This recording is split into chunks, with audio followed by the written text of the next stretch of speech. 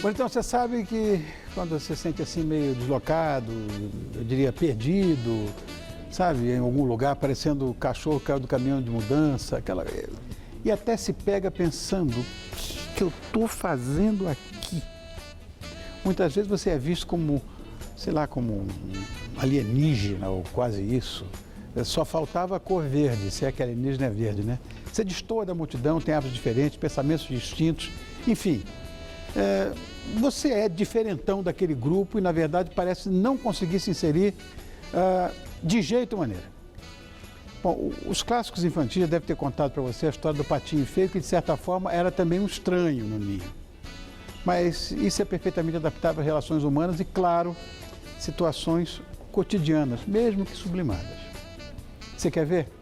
Então vamos começar com dois bonitões, os atores Eduardo Semerjian. Mostra o menino aí. E aí, bonitão. É como você viu pelo sobrenome dele, ele é dinamarquês, né? Mais ou menos. E o Kiko Bertolini, esse é japonês. É japonês. Boa noite, obrigado. Boa noite, Rony. Obrigado. Olha, um dos países cuja história eu mais admiro é a Armênia, porque eu nunca vi um povo mais sofrido, mais massacrado, mais perseguido. Pois é, foi um problema complicadíssimo durante a Primeira Guerra. Isso. Mas, na verdade, já antes era... Já era. Era um pouco... Porque sempre foi um espaço pequeno. E um espaço pequeno e dividindo mundos. Exatamente. Por isso que eu tenho essa ligação de afetividade com a colônia. E não é russo, não é árabe, não é turco, não é nada disso. É armênio. Não tem nenhuma origem deles. Agora, muito obrigado. Paulada de turco, paulada de russo, paulada de todo mundo. Engraçado isso, né? Enfim. Mas continua de pé. E olha, e mais do que de pé. Eu tenho muitos amigos na colônia, adoro a Armênia, pode ter certeza disso. Agora eu quero falar da bala na agulha, porque a mídia está sendo de uma generosidade com o texto, um espetáculo que proporciona, quer dizer, aquela coisa difícil, aquele fio de navalha entre a comicidade e o drama, né? Com a mesma intensidade, né? Com a mesma densidade. Você acha que é um embate entre o velho e o novo? Sim. A Bala na Agulha, ela surgiu de uma homenagem da autora, que é a Nana de Castro, aos atores, diz ela assim. E a partir de um embate que houve há algum tempo atrás, muita gente se recorda, entre o Paulo Otran e o Paulinho Vilhena. Foi, né? Paulo Vilhena. Que foi um pequeno desentendimento entre os dois, e aí ela pegou essas duas coisas e acabou bolando a ideia de fazer a Bala na Agulha. A Bala na Agulha fala a respeito de um ator que chegou aos seus 60 e poucos anos, está no ostracismo há um bom tempo, tipo 10 anos, e de repente ele é chamado para fazer essa peça, que é Esperando Godot. Então a gente começa fazendo Esperando Godot, o início da peça é Esperando Godot, do Samuel Beckett. E aí, logo nesse início, o ator mais velho, que contracena, que é o meu personagem, que contracena com outro ator que nunca fez teatro, que veio da TV, que quem faz é o Alexandre Slaviero, o meu personagem resolve matar o outro, em cena, de verdade. E aí ele resolve fazer um embate, que ele chama de embate de gladiadores na arena, né? Curiosamente, nem curiosamente, foi de propósito. A gente tá no Tuca Arena, né? E aí faz esses 3 embates relacionados ao trabalho de ator, porque o Chico Valente, que é o meu personagem, tem certeza que ali ele vai acabar humilhando o outro ator. E a peça começa a partir disso. Só que no meio entra a personagem da Denise Del Vecchio, que é a Célia de Castro, que é uma atriz que começou com o Chico Valente, mas que trabalha hoje na TV com o outro ator, que o Ale Slaviero faz. E aí ela começa a mediar. A peça, então, começa a partir disso. E é a disputa do velho, que é o meu personagem, do Chico, com o Cadu, que é o mais jovem, né? E aí fica O Alex contou a história aqui pra gente. E como você vai fazer um texto encenando outro texto? Que é uma coisa... Exato. Ele contou a história. absolutamente perfeito. E, na verdade, assim, você tinha falado a respeito da característica de ter comédia e drama na mesma intensidade. E então a gente usa, o Chico Valente, ele usa a presença dele no palco para fazer o show dele, né? Então, existe a peça que está rolando ali, mas existe a outra peça que ele criou para fazer ali para as outras pessoas, para o público ver. E ele joga com o público o tempo todo, né? E aí tem momentos de muito sarcasmo, muita ironia, e a peça é muito tensa também ao mesmo tempo, porque sempre tem uma arma apontada para o outro ator o tempo todo, né? 90% da peça é uma arma apontada. Só que ao mesmo tempo ele joga, ele brinca, tem tiradas. Então é muito engraçada também a peça, apesar dela ser tensa. Isso que é legal. O que resta dizer é o seguinte, está curioso? Então você vai ter que ir no Tuca Arena. É lá mesmo, na Monte Alegre, 1034, no Tuca, ali. Monte Alegre, 1034, Perdizes. Sextas, 21h30. Sábados, 21 horas. Domingos, às 19 horas. Esses são os horários mais nobres do teatro. Então não tem como errar. Sextas, 9h30 da noite, sábados, 9 da noite e domingos às 7 da noite. Agora aqui com você. Está na montagem do espetáculo Be Mine. Mas o Be Mine está trazendo para o Brasil o Be Mine? Isso, ele chama Be Mine em inglês, só que a nossa ideia quando a gente trouxe ele para cá era adaptar esse texto, né? Na verdade não foi adaptado para o Brasil, ele se passa na Inglaterra, mas a gente não gostava da tradução ao pé da letra, porque Be Mine quer dizer seja minha, seja meu. Você é minha, por aí. E a gente não gostava do título, então a gente acabou indo para Bem-vindo Estranho, que a gente acha que resume. A ideia da peça e a gente gosta, a gente acha que é um título que vende bem. E é uma dinâmica que é ditada pela alternância, na verdade, de afeto e calor humano. Isso é uma coisa que só muda de endereço cronológico, né? Que está sempre acompanhando a nós outros, coitadinhos de nós. E por uma presença que abala a confiança das pessoas. É isso. É isso, eu acho que a história da peça qual que é? Tem uma mãe e uma filha que vivem num apartamento, elas moram juntas, tem uma relação meio conflituosa, sempre foi assim. Claro. E aí o que acontece é que a filha é uma advogada e ela consegue absolver um suspeito de assassinato que tinha sido indiciado por ter sido condenado por ter assassinado a namorada, e ela consegue numa segunda instância absolvê-lo. E durante esse processo que ela está defendendo ele, ela se envolve com ele e acaba namorando ele. Quando ele é solto da cadeia, ela leva ele para morar em casa junto com a mãe. E a partir dali começa todo o conflito da peça. O espetáculo é um espetáculo de suspense, então você está o tempo todo numa linha tênue entre o que vai acontecer, você sabe que alguma coisa perigosa vai acontecer. Você está lidando com um possível assassino, com uma relação de mãe e filha que possivelmente alguma coisa vai dar errado ali entre as duas. E a ideia da peça é essa, é você jogar esses três personagens num caldeirão aí dentro de um apartamento e ver o que vai acontecer com eles. Está curioso também? Muito bem. Aí é mais fácil. Teatro Vivo. Aí você vai matar a sua curiosidade. Que fica na Chucre Zaidan, 860, no Brooklyn. Insiste em dizer que é ali por causa do Shopping Morumbi, que está ali em frente.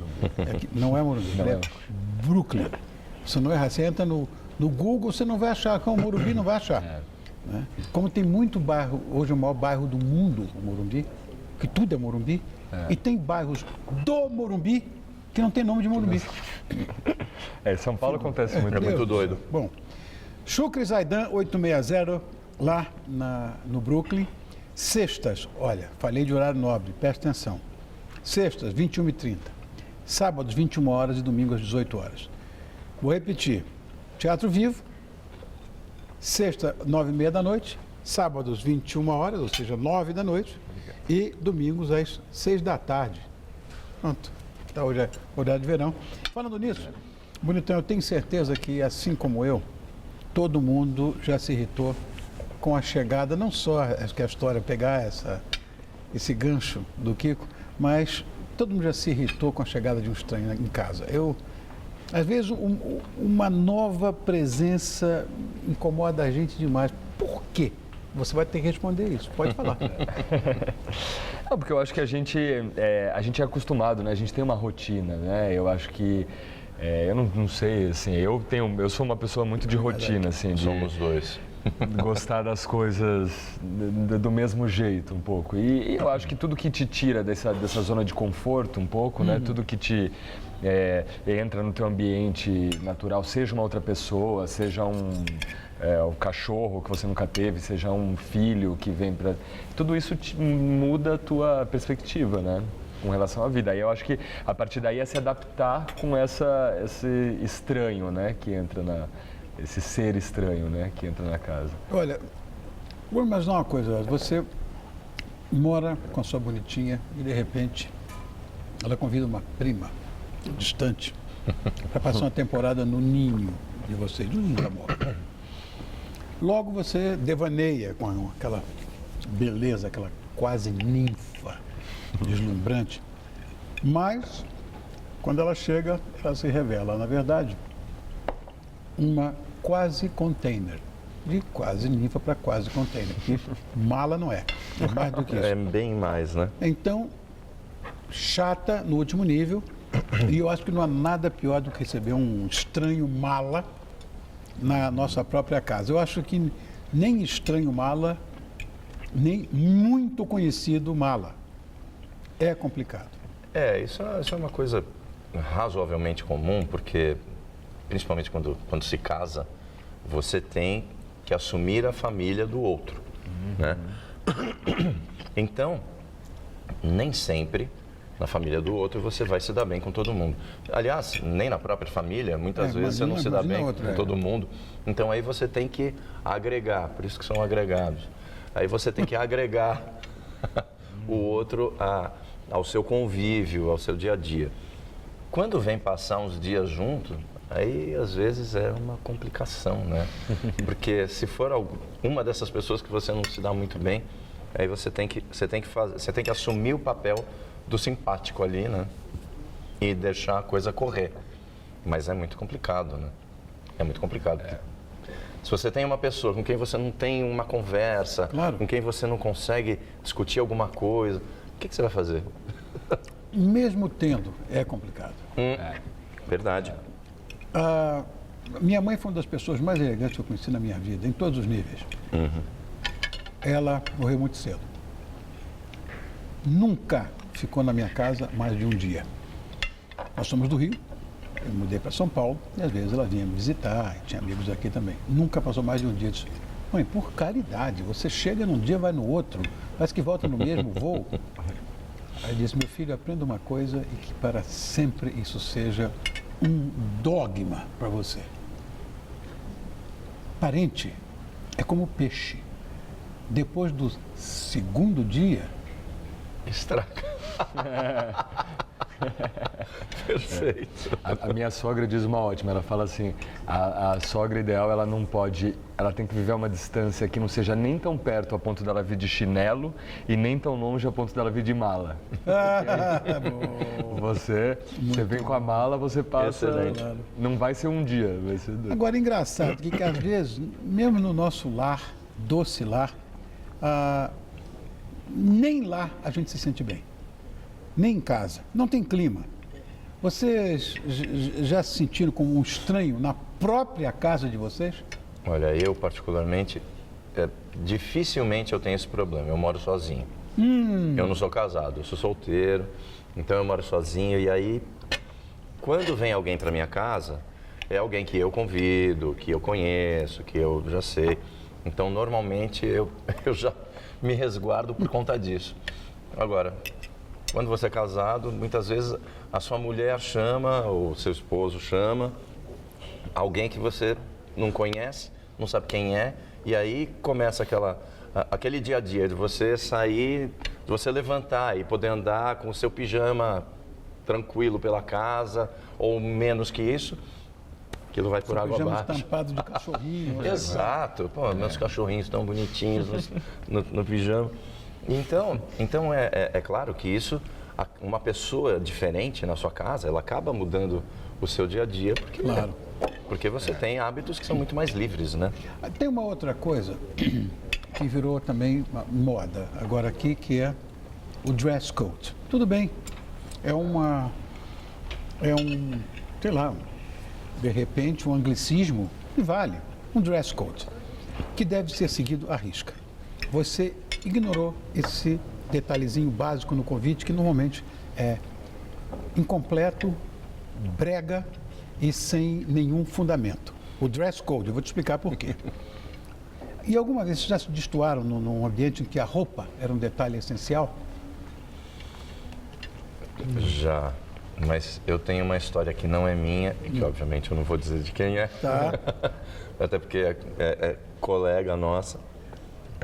Uma festa que ela recebeu o e-mail, anos 60, aí foi para... Não, era anos 80. Ela foi, se vestiu, foi parecida com as meninas do B-52s ali, comprou Tá, até aquele uma... cabelão. Chegou, era anos 60. Errou por 2 décadas. Bom, tudo bem, mas esse é um dress code que é inclusive permissível, o erro. O que eu acho é o seguinte, eu recebi, por exemplo, essa semana, eu falo aqui, Eduardo e Kiko, sempre, porque regra é regra. Negócio de etiqueta é para ajudar você. Por que a faca está do lado direito? Porque você corta com a mão direita, o garfo, acho que você espeta, você corta aqui e tal. A colher de sopa está aqui do lado direito, porque é a primeira que você vai usar. Isso é para ajudar. Bom, dress code. Traje, esporte fino. Não existe, porque não tem esporte grosso. Como é que eu tenho esporte fino nisso? Então, as pessoas não entendem. Gente, aí taille de cité, umas besteiras. E que a gente aprende isso na academia militar. Faz parte do nosso curso. Se você não souber, você leva a pau, você repete ano. Saber o dress code, que é muito simples.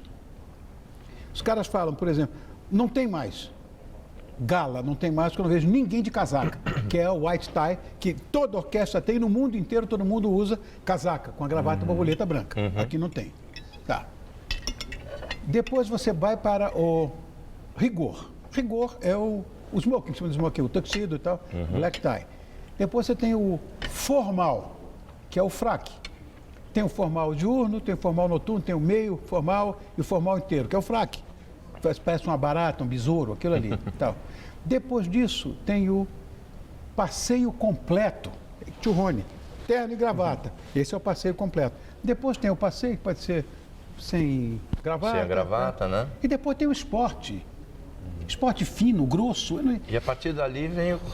Mas cada dia tem uma novidade. Traz esporte fino, eu não vou. Eu não vou. Se me manda um convite desse que sai da regra do dress code, eu não vou. Não sabe o que vestir também, né? Porque tudo errado, vai todo mundo de qualquer maneira. É isso aí. Mas Está falando do Patinho Feio, que você e o Patinho Feio são estranhos no ninho sempre, né? Mas não é só pela beleza, não. Qual é a melhor saída que vocês teriam quando você está literalmente boiando numa conversa, não está entendendo nada que as pessoas estão falando? Se finge de morto? Nossa. É difícil. Eu acho que... Fala. Você tenta ir pelo humor um pouco, eu não sei, tenta, né, sorrir bastante, ficar bem à vontade. Eu procuro a porta de saída e vou embora. Eu acabo ficando quieto se eu estou boiando, se eu não sei o que está acontecendo. Se eu tenho que ficar, eu prefiro não falar para não falar bobagem. Né? Porque senão... Eric, pode trazer para mim, pelo menos para mim, esse cheesecake com chocolate, tudo que eu tenho direito. Quero agradecer mais uma vez a presença do chefe Eric Thomas, nosso querido amigo e parceiro. Ele assina a cozinha do Tantra, que fica na Chilon, 364, na Vila Olímpia. Cujo telefone é 3846-7112. Obrigado, meu irmão, mais uma vez. Aliás, maravilhoso. Obrigado, viu? É impecável, é impecável. Obrigado a você, Eduardo, obrigado a você, Kiko, por terem vindo. Muito sucesso nesses textos e que eu possa estar presente para assistir, porque seria um grande prazer. Meu prazer, pode ter certeza. Obrigado mais uma vez, obrigado também. A nossa quarta fica por aqui. Amanhã eu tenho aquele encontro que você sabe que é diário contigo, às 10h20 da noite, impreterível, impecável. O horário aqui é impecável, é inglês. Para uma quinta-feira cheia de surpresa. Vou te esperar. Olha o olhar. Se você não estiver aqui amanhã, beijo.